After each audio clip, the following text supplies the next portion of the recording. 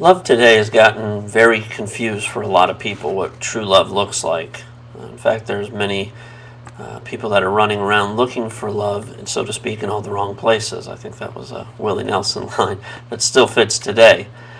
Yet love is the highest calling, the highest desire of the human heart. To be loved and to give love like that. Not some kind of relativistic way of loving, but what true love looks like. In fact, the chapter in 1 Corinthians 13 called The Way of Love is the highest desire for most people's hearts. It's the chapter that's read at most weddings when a bride is pledging her love to a husband.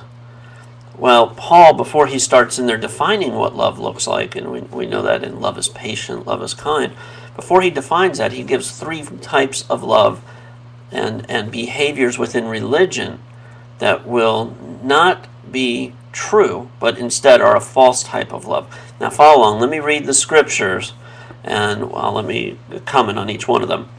It says in 1 Corinthians 13:1, if I speak in the tongues of men and angels, but have not love, I'm a noisy gong or a clanging cymbal. Here we see a lot of people that have elegant speech and manifesting gifts, so to speak.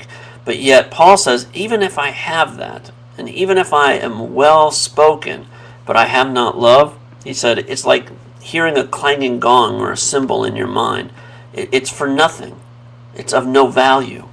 He goes on to a second kind of person, and he says, and if I have prophetic powers and understand all mysteries and all knowledge, and if I have faith, all faith, so as to remove mountains, but have not love, I am nothing. Notice he says, I am nothing. So love is that first ingredient. It's the foundation. Since God is love, we understand that the foundation is God, but love is that foundation of living this Christian life.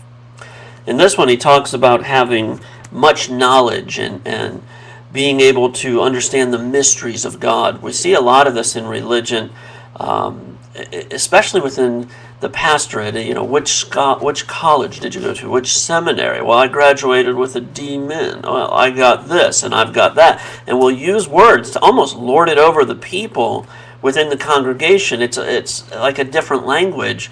And what happens is, because we know this language, then we can lord it over them and get them to follow our ways without questioning our ways. I've seen this time and time again. I've seen it used even in the manner of pride, where they'll say, well, you just don't understand exegetical eschatology. You haven't been to the seminary I've been to or read the books I've read. I understand the hypostatic union of Christ. Well, it does relate to soteriology in a certain type of way. See, they almost get this Thurston Howell type voice where they feel like they're better than you. But what happens is there's nothing wrong with understanding soteriology, the hypostatic union of Christ, although I don't think anybody really understands that. But there's nothing wrong with understanding those things. It's when it's not mixed with love, then we start to get into a religion. Then pride steeps its way into the hearts of those people. And what happens is, because the other people don't know as much, they start to look up to them and say, oh, I want to be like them, instead of them leading them to a closer relationship of love with God.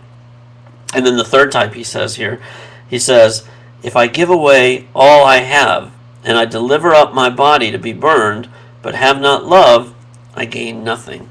Those are more of the monastic type of people, the very legalistic type of people that say, look at the laws that I keep, look at what I do. Well, if I have to keep my body under me. And that's fine, that's scriptural, but they do it, that raises a pride. And Paul says, if I do that without mixing that with love, he says, I am nothing. So it's almost 3 verses of warning before he gets to that beautiful chapter of love to describe what real love looks like. So today, our takeaway from this would be, always look for authentic love within the people. Because love is patient, love is kind. Let me just read what love looks like real quickly here. It's 1 Corinthians 13, 4 through 7. It says, love is patient and kind. Love does not envy or boast. It is not arrogant or rude. It does not insist on its own way. It is not irritable or resentful. It does not rejoice at wrongdoings, but rejoices with the truth. Love bears all things, believes all things, hopes all things, endures all things. Love never ends. So we can look and say, is this person truly loving, or is this some kind of religious show where they're wearing the mask of religion in order to lord it over the people? This is a game that's been played for thousands of years, but now Paul gives us the definition of what real love is, so we can just check within our own heart if this person is really loving or if they're using the things of God as a means to an end. Thanks for watching. We got more of these videos at www.promisedgrace.com. Thanks and have a great day.